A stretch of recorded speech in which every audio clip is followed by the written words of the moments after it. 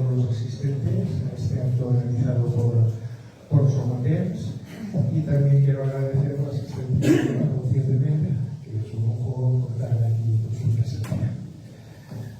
El acto, voy a hacer yo una presentación de lo que es el acto. Yo me llamo, para los que no me conozcan, me llamo Vicente Durá y soy el delegado de DNAES aquí en Barcelona, la Fundación DNAES. Después de intervenir yo, intervendrá Josep Alsina, que es miembro de Somatemps, una de las personas históricas de la lucha contra el nacionalismo. Luego intervendrá Rocío. Haremos unas preguntas del público, las daremos por escrito, repartiremos unas cortillas, María José las irá repartiendo, escribís la pregunta o lo que queráis y entonces a la persona que queráis y entonces pues lo hacemos así por hacerlo ágil, porque si pasa muchas veces que das el micro y se hace una conferencia paralela. Y luego, para finalizar el acto, pues Rafael María Molina, que es el presidente de Somatemps, pues hará el cierre del acto. Bueno, pues yo os quería contar, primero que nada, pues qué es Somatemps y qué es DNAES, para que los que no conozcáis las asociaciones o las fundaciones. Somatemps es una asociación de catalanes que nos sentimos hispánicos y vemos el nacionalismo como algo ajeno a la sociedad catalana. Nuestro objetivo fundacional es defender la realidad catalana, pero fundamentada en sus raíces. Sabemos que el nacionalismo no puede frenarse con más nacionalismo y que la historia de España es la conjunción de una serie de pueblos en que se unieron en objetivos y destinos comunes. Luego, pues, la Fundación DNAES es, para los que no la conozcan, es el acrónimo de la Fundación para la Defensa de la Nación Española. Inició su andadura en el año 2006, o sea, previo a Vox, y no tenemos ánimo de lucro. Fue constituida con la pretensión de recuperar e impulsar desde la sociedad civil, que esta es la parte más destacada, desde la sociedad civil, el conocimiento y la reivindicación de la nación española, su realidad histórica, política, social y cultural. Se constituye como un punto de encuentro de cuantos españoles, sin perjuicio de sus planteamientos ideológicos y región de origen, quieran reivindicar su condición de ser españoles y su identificación con España. Sus fines, a grosso modo, son el cultivo del patriotismo y la afirmación de España como nación, la movilización social de los españoles y, vuelvo a insistir, sobre la parte social de la defensa de la dignidad de la nación española. La vigilancia del cumplimiento de la legalidad en lo relativo a los símbolos nacionales, la defensa y promoción del español como lengua común de toda la nación, y destaco también que también merecen ser defendidas en sí mismas las otras lenguas de España, que junto con el común y universal español son patrimonio de las diversas regiones españolas y del conjunto de la nación. Hacemos también la promoción y desarrollo de estudios de investigación sobre la historia de España, la lengua española y la realidad de la nación española. Queremos ser un revulsivo contra la leyenda negra y que los españoles se sientan orgullosos de nuestra historia. Por desgracia, en Cataluña todos estos aspectos son quebrantados a diario por quienes han decidido socavar los cimientos de España. Y es por ello necesario una implantación fuerte de DNAES en la sociedad catalana como medio de contención, respuesta y defensa activa de nuestros derechos. La conferencia de hoy va a girar en torno al patriotismo frente al globalismo. Y veamos, pues, qué dice el diccionario de estas palabras. Patriotismo lo podemos describir como el sentimiento que tienen los seres humanos por la tierra natal o adoptiva, a la que se sienten ligados por unos determinados valores afectivos, culturales o históricos. Es el equivalente colectivo al orgullo que siente una persona por pertenecer a una familia o también a una nación. Hay que diferenciar los términos de patriotismo y nacionalismo. Son parecidos, pero no. dando al primer término un valor positivo, patriotismo, y un valor negativo al segundo. El nacionalismo es un movimiento político colectivista contrario al reconocimiento de los derechos individuales fuera del marco esencialista que impone la propia nación, digamos que prima la nación respecto a la persona.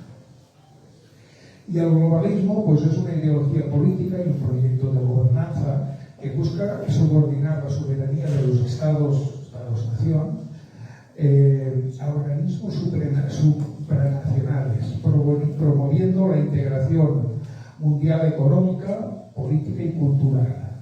A diferencia de la globalización, que es un fenómeno económico, el globalismo actúa como una ideología que defiende un orden mundial gestionado por élites, instituciones internacionales y corporaciones financieras. A menudo es descrito como un declive del Estado-nación tradicional y, desde luego, poco democrático. La primera globalización se identifica, porque ahora estamos en la segunda, la primera globalización se identifica con el Imperio Español y se extiende desde finales del siglo XV gracias al descubrimiento de América y la circunnavegación a lo largo del mundo. Hasta el siglo XIX, con la independencia de las repúblicas americanas y como consecuencia de la erupción del poder político estadounidense. La segunda globalización, que es la que hablamos, la actual, ciertas personas la consideran que es más adecuado el término de mundialización. Hay quien dice que es mejor esto. Este proceso ha tenido su mayor impulso con el fin de la Guerra Fría y se caracteriza a nivel de la economía por la integración de las economías locales y a una economía del mercado mundial, donde los modos de producción y movimientos de capital se configuran a escala planetaria, lo que llaman la nueva economía, donde cobra mayor importancia el rol de las empresas multinacionales, la libre circulación de capitales y con una implantación definitiva de la sociedad de consumo. Diríamos que la etapa actual que vive el capitalismo, que es la etapa actual que vive el capitalismo mundial, siendo caracterizada por la desaparición de fronteras que impedían la libre circulación de personas, bienes, productos y capitales, incluyendo tanto las leyes de comercio como la política misma, los aranceles, todo esto va por ahí.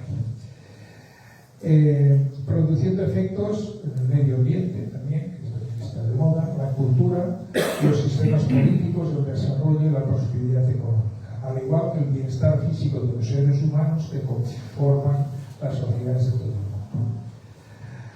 Por último, cabe decir que el globalismo ha tenido aspectos positivos, como han sido la moneda común, el libre tránsito de mercancías, la anulación de aranceles o el libre movimiento de personas. También hay la otra cara de la moneda, que son los aspectos negativos, que nos han llevado a una desindustrialización, a un abandono del campo, a una inmigración incontrolada y la pérdida de peso del gobierno nacional. Yo, a modo de muestra, he de indicar que en España ha pasado de ser la novena economía mundial al puesto 14º. O sea, hemos retrocedido 5 puestos en 50 años. Y de otras cosas vamos a hablar. También recuerdo que aquí hay una serie de José Antonio del Padre, de la editorial Fides, ha puesto aquí una exposición de libros que podéis comprar, y hay libros tanto de Rafa como de Marcina, el Padre Custodio, que todos que están en plena actualidad. Pues le doy el paso presento a Josep Alsina, que es licenciado en Biología por la Universidad de Barcelona, máster en Historia de las Ciencias y doctor en Filosofía e Historia de la Ciencia, también por la Universidad Autónoma de Barcelona. Es catedrático de Instituto de Biología y Geología por posición libre desde el año 84. Está jubilado en la actualidad y sigue ejerciendo la docencia de las ciencias en instituciones privadas y ahora se dedica a formar a formadores. Es miembro de la Sociedad Española para la Historia de las Ciencias y de las Técnicas. Ha sido presidente durante mucho tiempo de Somatemps y actualmente es miembro de la Junta de dicha entidad. Ha publicado como 18 libros y colabora en distintas revistas. Josep, tuyo micro y un fuerte aplauso para Josep.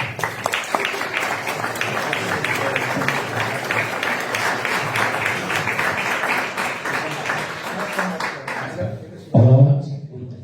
Bueno, buenas tardes a todos.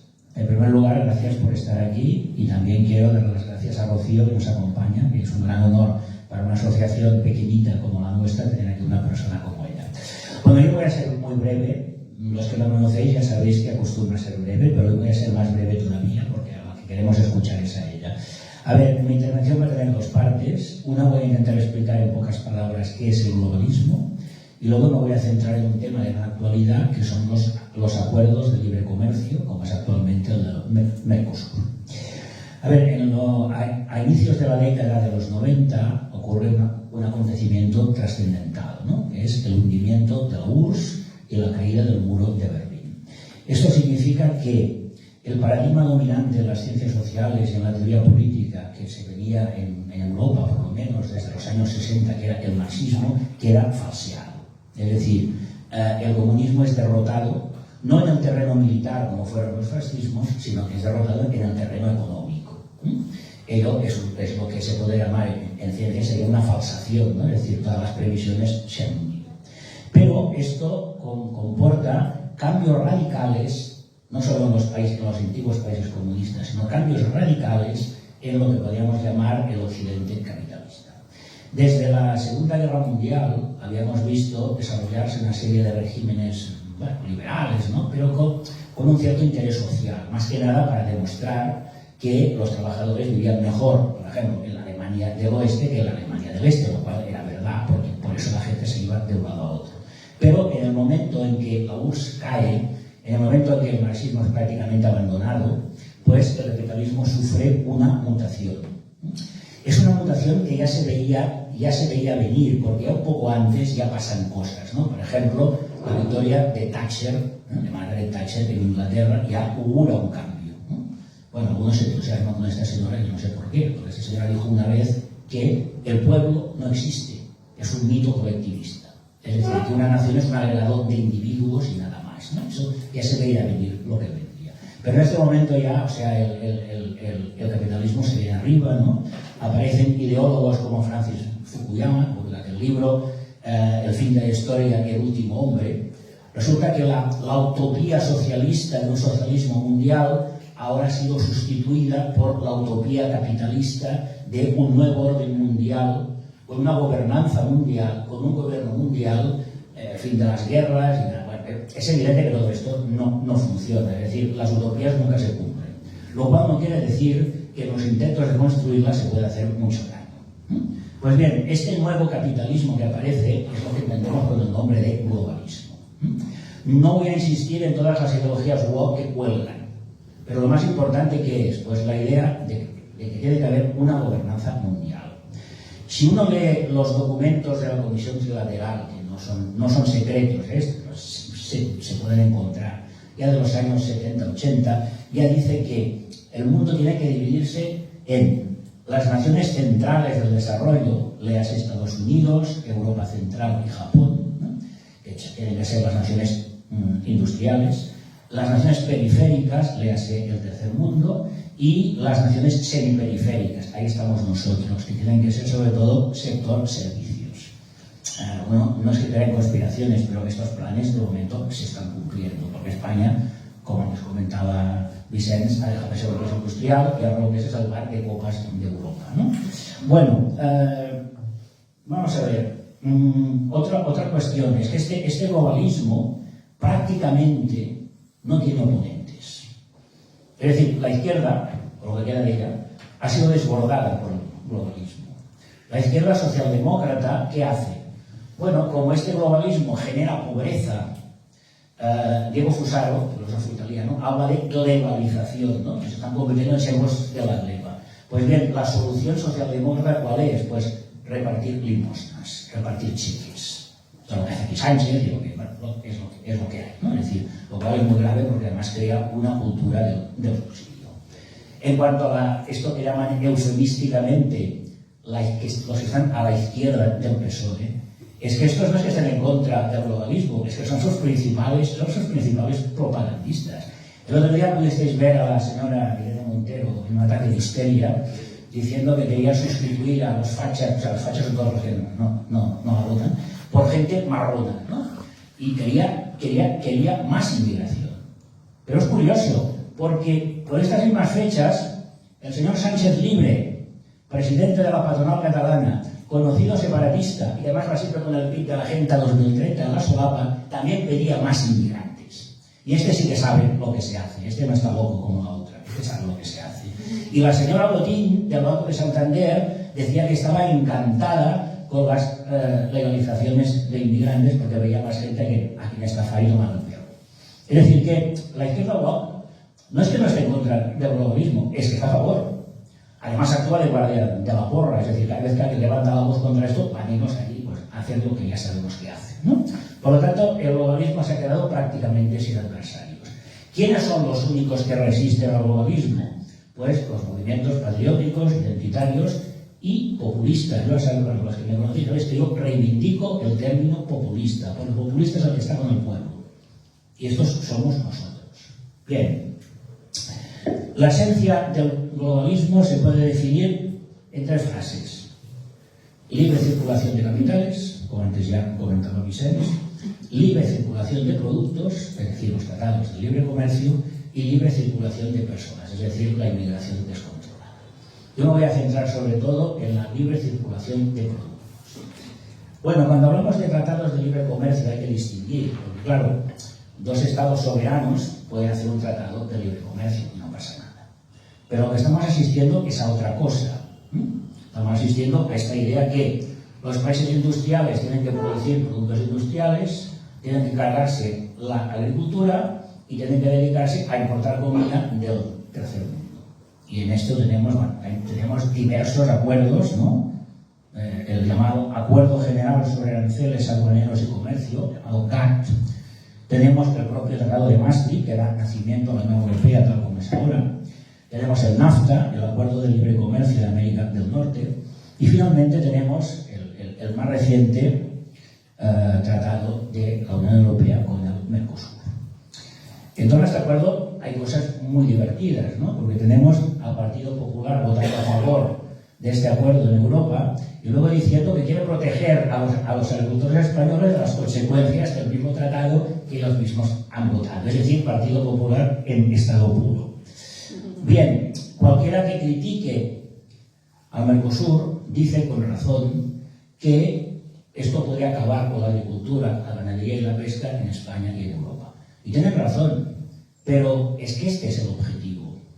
La Unión Europea quiere acabar con la agricultura en España, en Europa y en otros países de Europa donde hay. Quiere acabar con ella por diversas razones. Primero, porque en su utopía globalista, pues claro, la idea es esta, ¿no? Que los países del mundo se repartan las funciones. Pero además quiere acabar con el agricultor, porque el agricultor siempre ha sido un hombre ligado a la tierra, y eso es lo que no quiere. Quieren nómadas digitales, gente que puede vivir aquí y allá y que no tengan arraigo en ninguna parte. Y bueno, no es casualidad que la mayoría de los movimientos contrarrevolucionarios de Europa han sido siempre protagonizados por los campesinos. Bien, frente a esto, yo creo que los movimientos patrióticos, identitarios y populistas tienen que plantear una alternativa. La alternativa no es una economía cerrada y autárquica. La alternativa es lo que producimos tiene que ir destinado al mercado interior y los excedentes exportarlos. Y hay que importar lo que no tenemos, no lo que tenemos. Y evidentemente, bueno, os pongo un ejemplo, las naranjas. España es un país productor de naranjas, además de muy buena calidad. Pues lo normal es que estas naranjas se dediquen al consumo interno. Y lo que sobre se exporte. Lo que no tiene ningún sentido es que España exporte naranjas y luego importe naranjas de Israel, de Marruecos o de usted saber dónde. Y esto es lo que consiste en los tratados de libre comercio. Pero hay algo más. Es que estos tratados de libre comercio generan un movimiento de mercancías que produce toneladas y toneladas de CO2. Y resulta que los mismos que impulsan la agenda verde son los que impulsan este tipo de tratados. O sea, ya lo sabéis, si tenéis un coche diésel no lo podéis llevar porque contamina, pero los millones de toneladas de CO2 que van a provocar los movimientos de mercancías miran hacia otro lado. Los tratados de libre comercio, de este tipo de tratados de libre comercio en clave globalista, destruyen las economías nacionales y locales. Los tratados de libre comercio van a acabar con la agricultura en España y en otros países europeos. Los tratados de libre comercio son un arma de destrucción masiva. Muchas gracias por vuestra atención.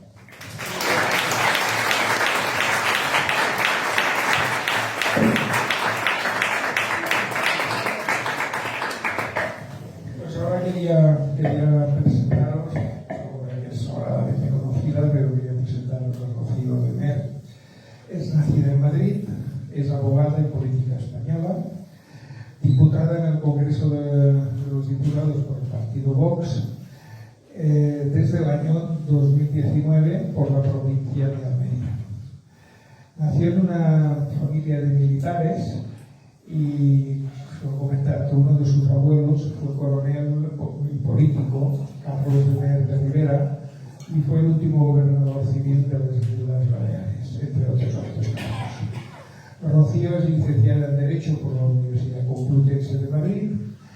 Durante sus estudios universitarios fue presidenta de la Sociedad de Debates de la Universidad Complutense y en cuarto curso conoció a Santiago Abascal en un evento organizado por la Fundación Tenares, entonces presidida por Abascal.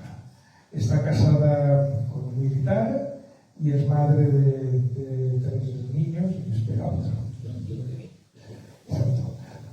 Comentar que tuvo un incidente también desgraciado en el año 2020 en la localidad vizcaína de Sestao, en plena campaña a las elecciones al Parlamento Vasco, donde recibió el impacto de un objeto lanzado por un grupo de detractores.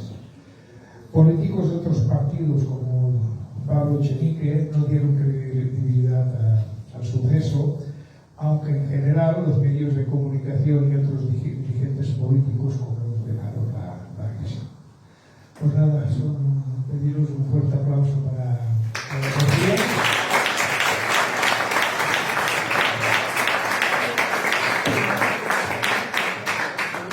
Sí, bueno, muchas gracias.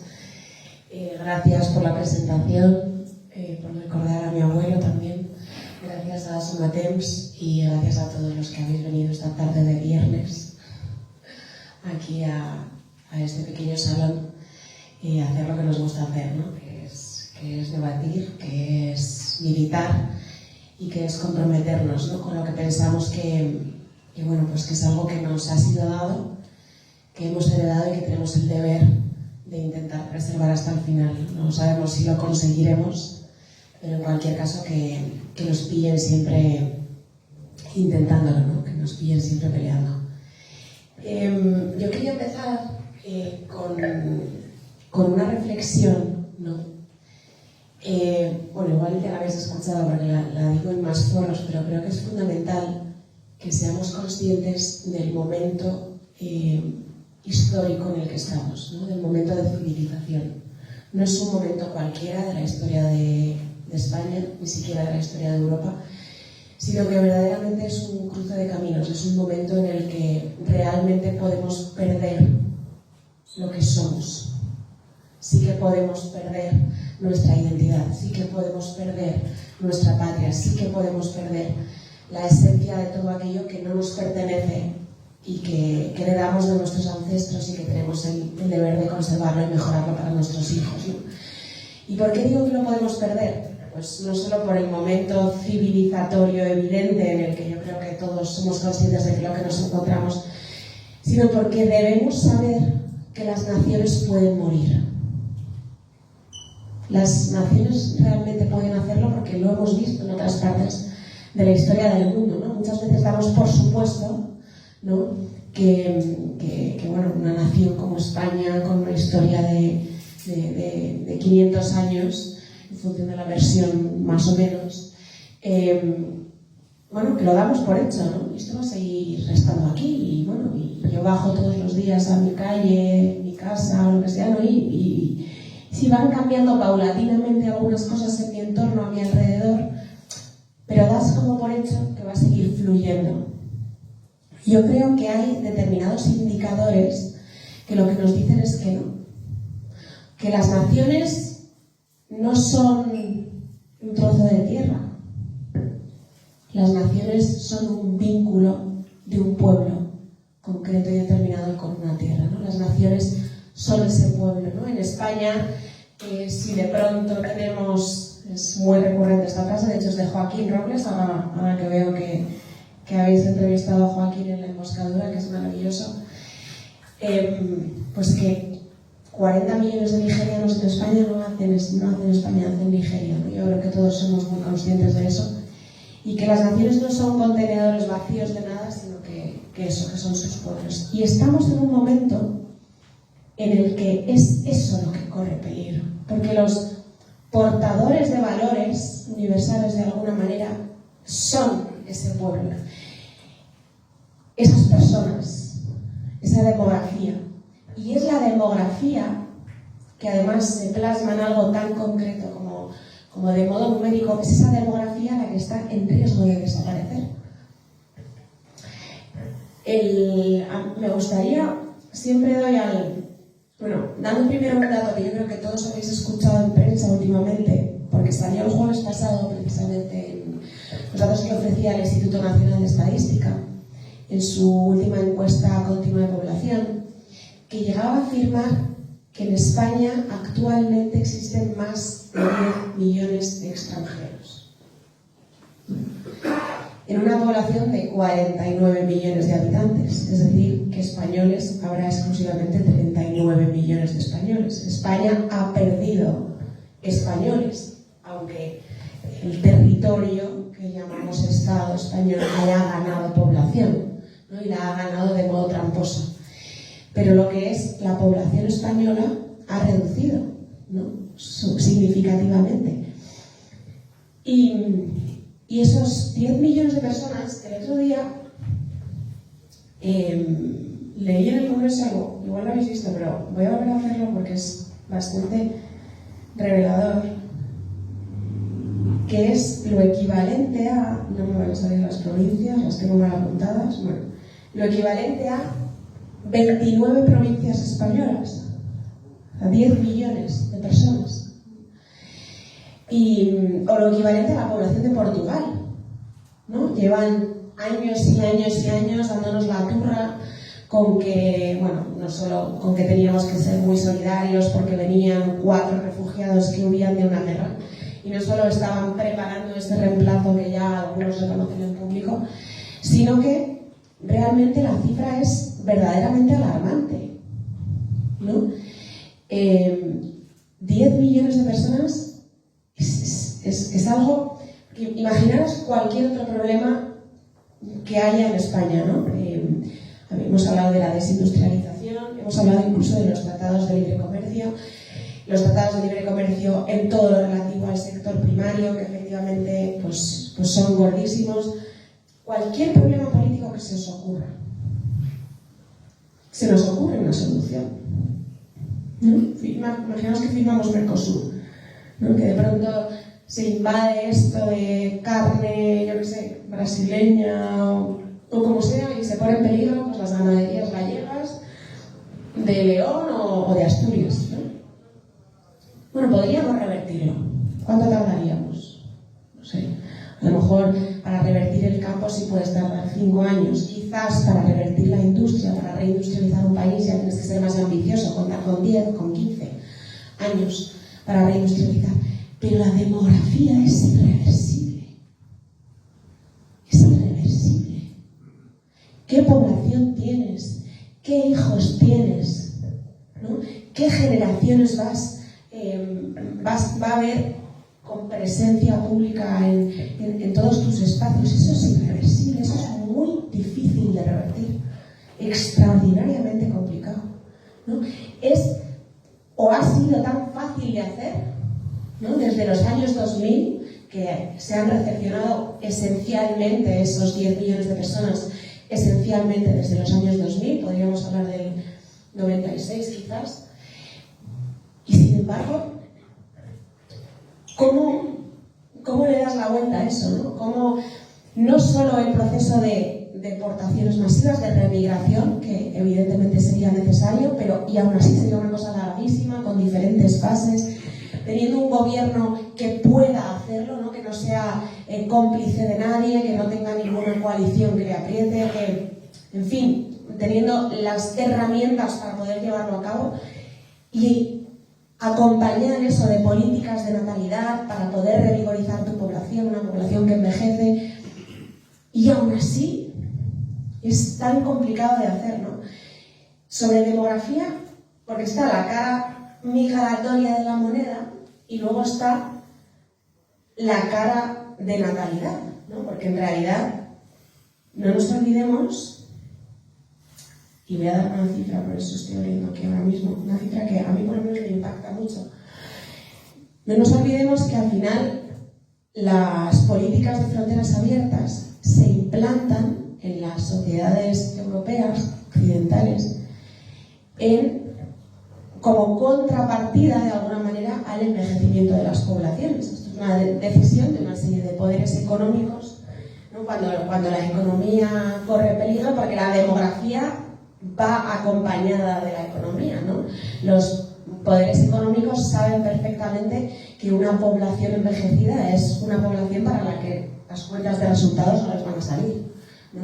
Y entonces necesitan contrarrestar ese invierno demográfico. La decisión política de contrarrestarlo por otra serie de factores ha sido la decisión artificial, ha sido la decisión de abrir las fronteras, pero la génesis, de alguna manera, por la cual se ha hecho, ha sido precisamente por la crisis de natalidad evidente que vemos en los países occidentales, ¿no?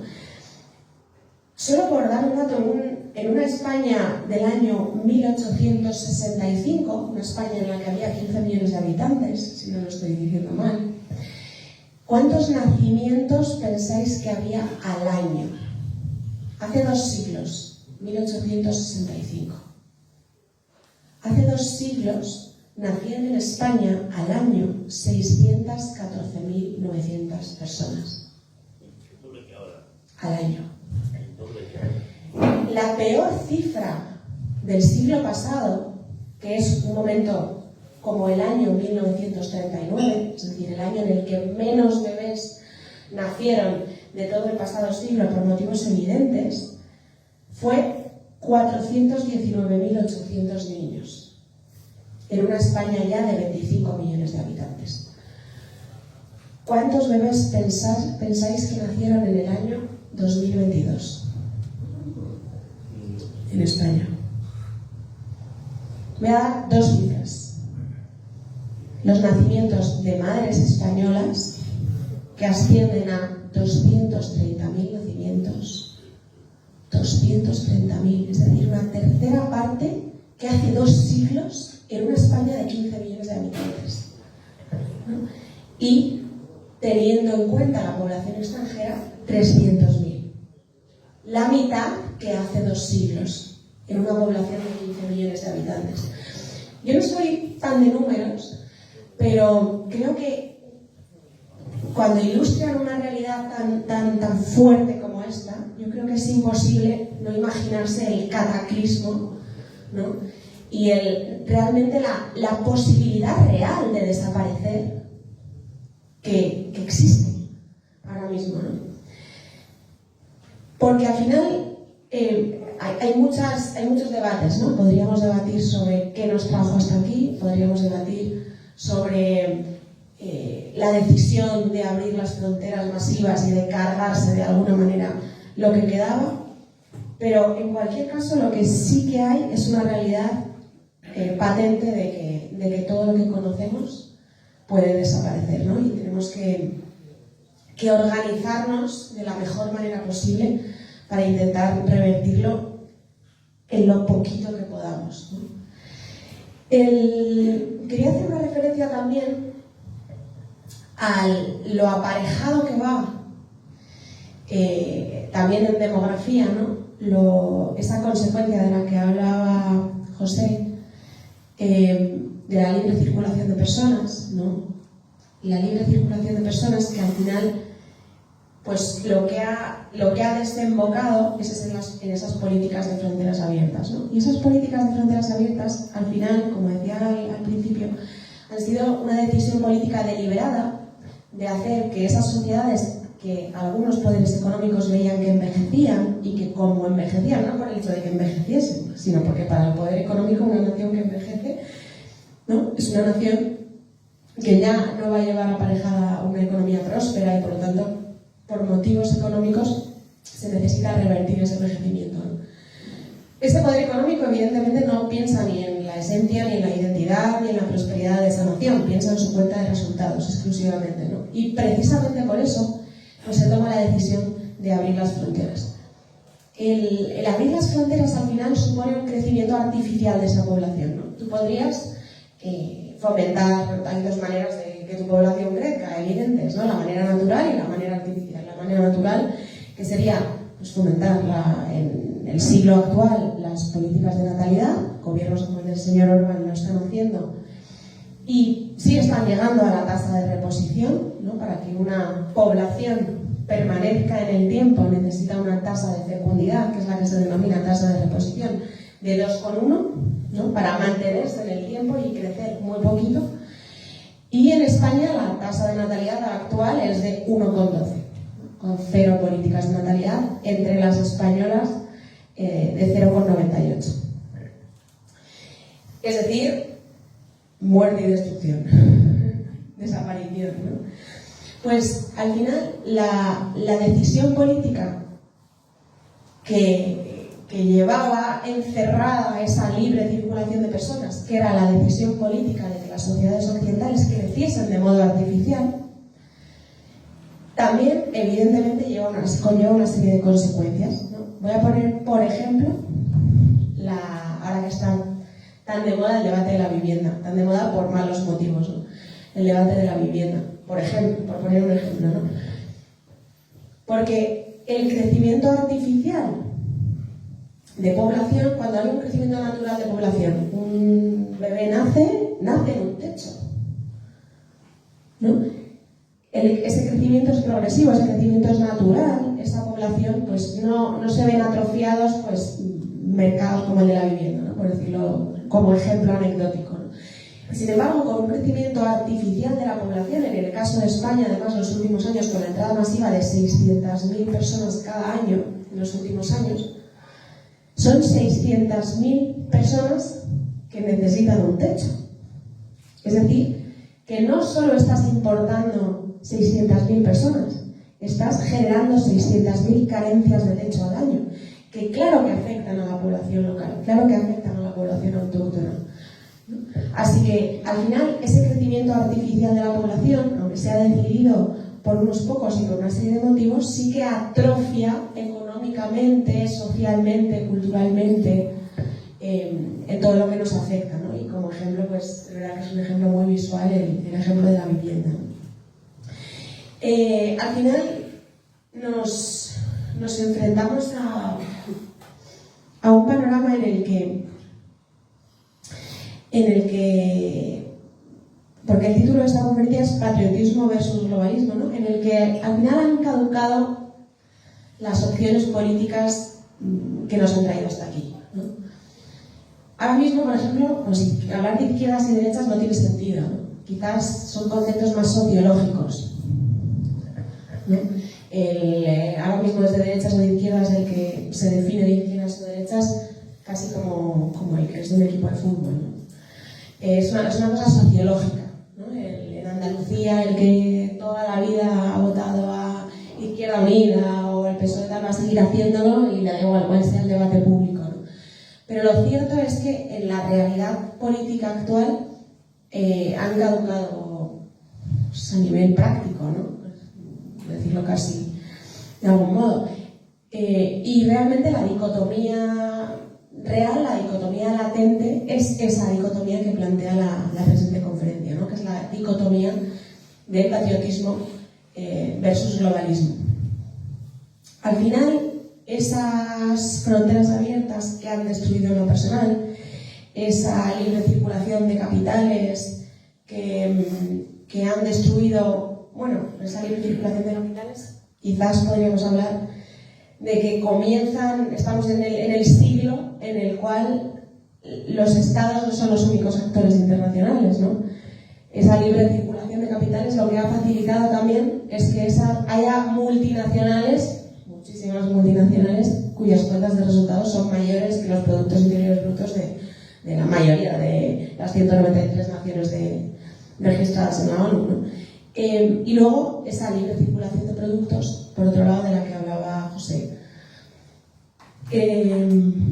Esa libre circulación de productos, además, es grave porque, pues por un lado, por lo más evidente, ¿no? Lo que vemos en el sector primario, el hecho de que genera competencia desleal. Esa competencia desleal no es, bueno, se habla muchas veces de los fitosanitarios, de las burocracias europeas, que también, ¿no? Pero son fundamentalmente la competencia de las condiciones laborales, ¿no? De los derechos laborales. No existen los derechos laborales del mundo, existen los derechos laborales circunscritos a una soberanía concreta, ¿no? Y en el momento en el que el producto de la tierra, algo tan esencial como el producto de la tierra, pues lo haces competir, evidentemente el agricultor de aquí, el labrador de aquí, compite pues con el que cobra pues un jornal de $5 al día en el norte de Marruecos, ¿no? Por ejemplo, con el mismo resultado final, el mismo producto que inunda tu mercado. Así que esa libre circulación de productos, lo que pasa es que yo quería ahondar también no solo en lo dañino que es para su competencia desleal, sino que esa libre circulación de productos, esos tratados de libre comercio, en definitiva, lo que han generado es un peligro enorme para las soberanías. Por eso es un momento en el que ese globalismo imperante, de alguna manera, o de todas las maneras, lo que es una gran amenaza para las soberanías. Porque lo importante no es solo la destrucción del sector primario, que lo es, que el agricultor, también qué modelo de sector primario es el que tú defiendes, ¿no? Porque evidentemente la multinacional que tiene 200 hectáreas en Murcia y que luego ese mismo CEO tiene otras 200 hectáreas en Senegal, ese tipo en realidad no está perdiendo, ese no va a perder nunca, ¿no? Y ese, o sea, será un perfecto español probablemente, ¿no? Con un socio senegalés o con un socio marroquí. El que pierde al final es la explotación familiar agraria, es el que tiene un pequeño trozo de tierra, ¿no? Y que lo labra y lo cultiva. Y no es exclusivamente lo grave la desaparición de esos pequeños agricultores, el que te cargues ese sector primario o sea absorbido por otros más grandes, sino la pérdida de tu soberanía alimentaria, ¿no?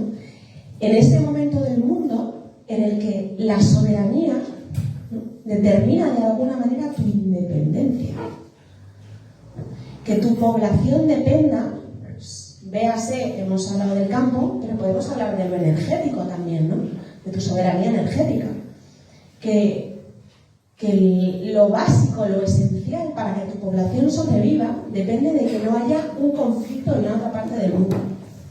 Algo tan esencial como eso, pues es lo que está en riesgo cuando es la soberanía lo que está en riesgo en... Entonces, esa es la puerta de atrás, o digamos la cristalización política de lo que supone esa materialización del globalismo, de la globalización de la que ha hablado José Alsina, ¿no?, de esa globalización en todos los ámbitos, y además ese poder político que sí podríamos llamar globalismo, que impone esas decisiones en las naciones, ¿no?, en forma de, hemos hablado de Mercosur, del Tratado de Libre Comercio, pero también en forma de herramientas globales, porque los tratados de libre comercio al final, de alguna manera, son la desembocadura de herramientas globales como pueden ser la Agenda 2030, ¿no? la Agenda 2030, que es un ejemplo anecdótico, porque hay muchas herramientas globales. Podríamos hablar del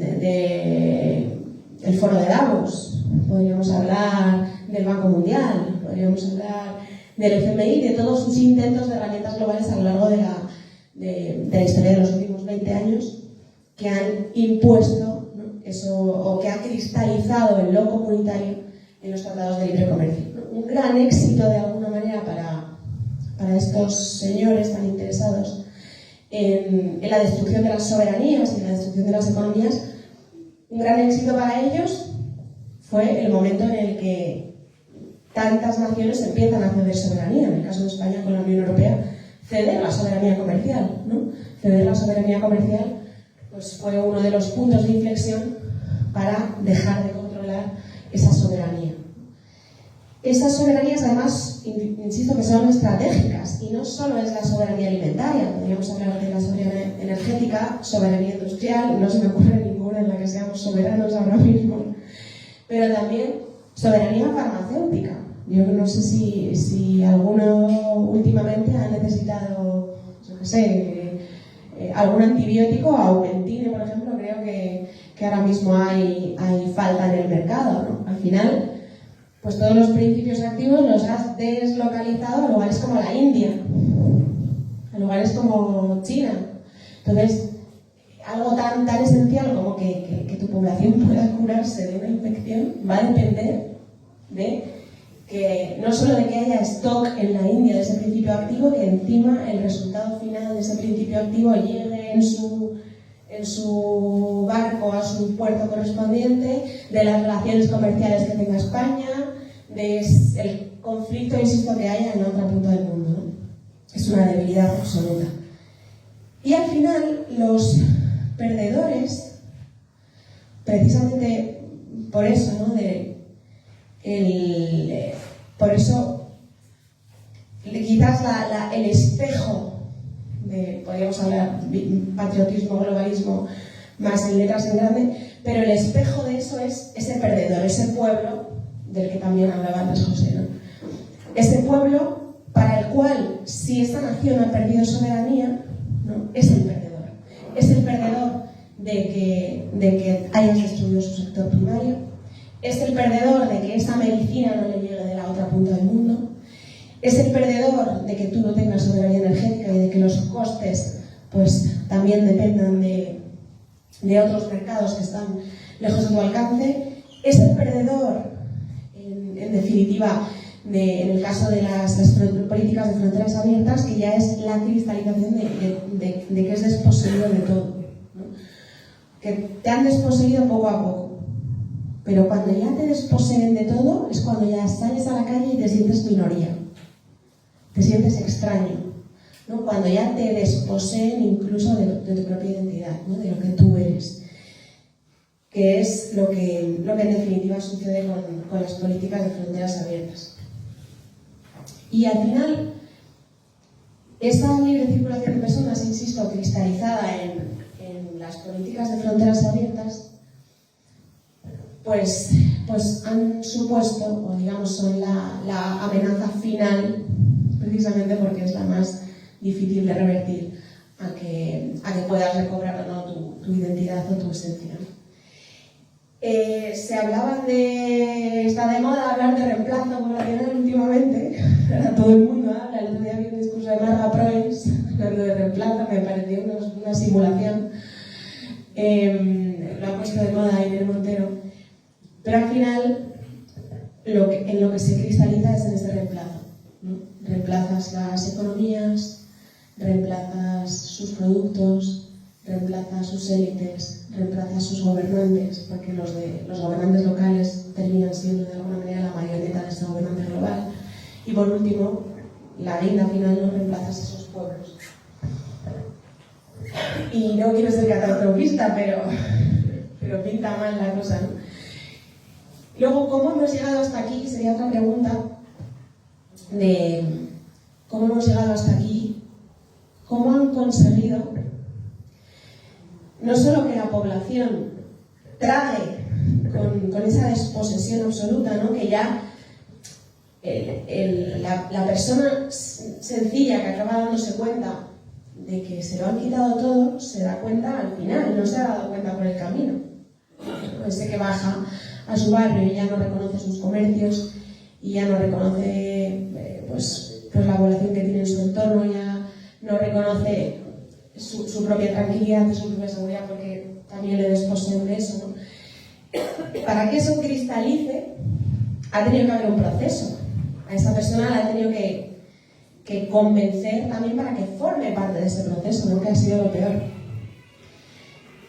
¿Y cómo han conseguido desposeernos de todo? Pues nos han conseguido desposeer a través de mitos, de consignas, de soflamas, que mucha gente con muy buena intención, otros con mala intención, llevan diciendo y nos llevamos creyendo demasiados años hasta que ya se ha visto lo evidente, ¿no? Yo creo que es muy evidente, por ejemplo, cómo han conseguido encabezar esas políticas de fronteras abiertas, pensándonos que los europeos pues éramos unos privilegiados y entonces teníamos el deber de acoger a todas esas personas necesitadas del mundo que llamaban a nuestra puerta o que se ahogaban en el Mediterráneo. Y en definitiva lo que había detrás era lo que ya hemos visto en la encuesta de población del Instituto Nacional de Estadística, que no eran refugiados de ningún lado, que era un fenómeno masivo, irreversible prácticamente.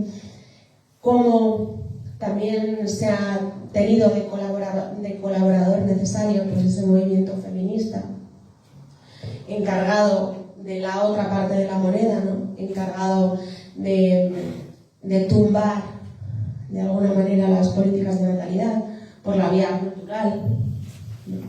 Ya no va a haber demanda en la población de políticas de natalidad porque no va a haber natalidad, porque ni siquiera se va a buscar la natalidad, porque hay un feminismo encargado de decirle a la mujer que eso era opresión y era someterse al patriarcado.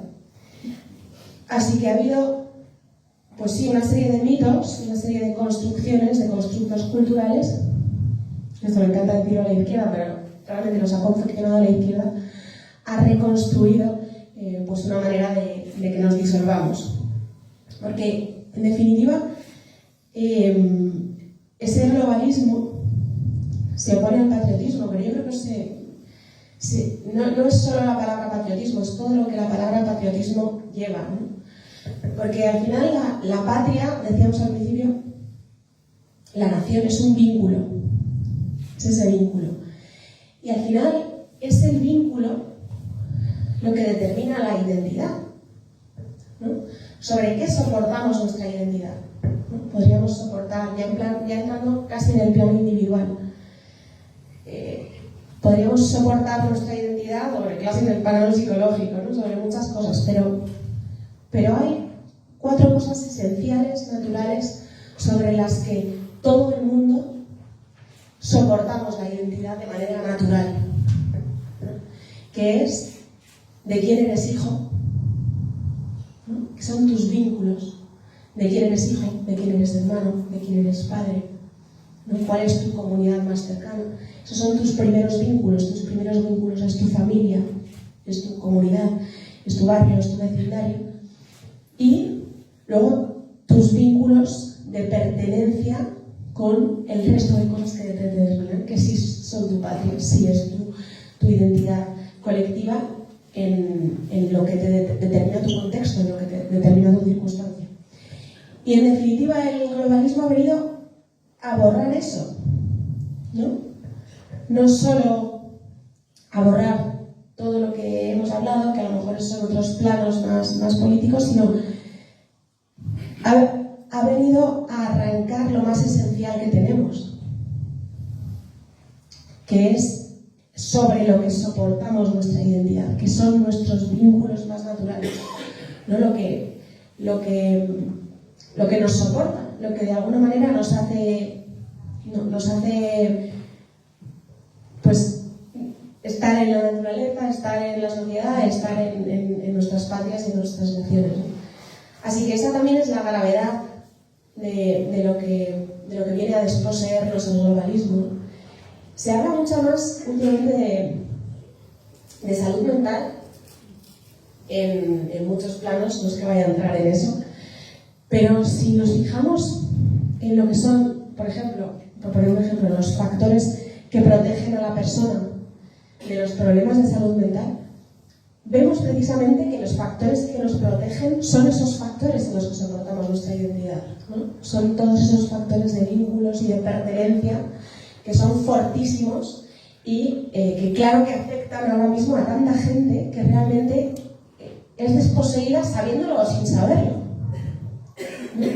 Y no sabe que están tanta gente ahora mismo en nuestro país, en Europa, en el mundo occidental en general, que no es que no sea consciente de que está en riesgo y de que puede perder todo lo que es, no, es que a lo mejor ni siquiera es consciente de que es algo, ¿no? Y eso claro que afecta actualmente en planos, ¿no? Como podamos, en planos como la salud mental, ¿no? Pero bueno, al margen de eso, por otro lado sí que quiero detenerme también en, y si me estoy enrollando mucho me cortáis, ¿eh? Yo, lo que es el esquema ya lo he agotado. Finalmente, ya por terminar, quizás pues hacer una referencia a esto, ¿no? Y ya pasamos a las preguntas. A aquello con lo que he empezado, ¿no? Que yo creo que tenemos que ser conscientes cada uno en lo individual de lo que está en juego, que es todo, que es algo además que no nos pertenece y que tenemos una obligación que nos trasciende de defender y de devolver y mejorar si podemos para nuestros hijos, aunque mejorar sea difícil, pero en este siglo casi no me conformo con que procuremos preservarlo, procuremos mantenerlo. Así que nada, quería agradeceros a todos por estar aquí y pasar a las preguntas, si me parece bien a los moderadores. Sí, es que ese era el plano, ¿no? Sí.